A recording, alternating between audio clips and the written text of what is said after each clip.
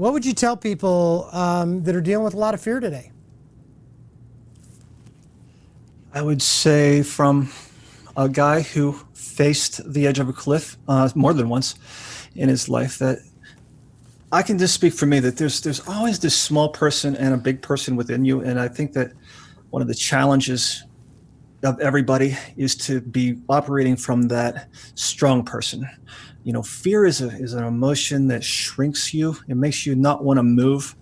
It makes you want to pull back and think weak thoughts. For me, the first strategy was always to get myself in a state that was my strong self.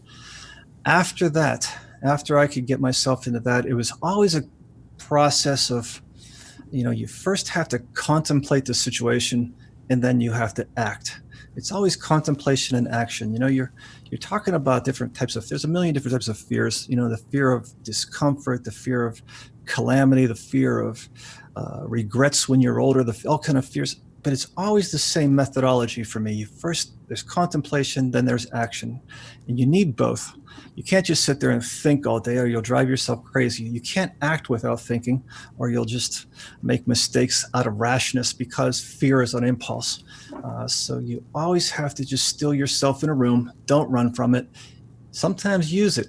Financial fear was one of my greatest motivators, but only if you're operating from your strong self. Like you say, you get out there on the cycle and you run and there's nothing like exercise that will make your strong self come out, to rebuild yourself.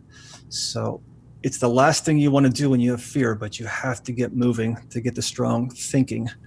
That's what I would say.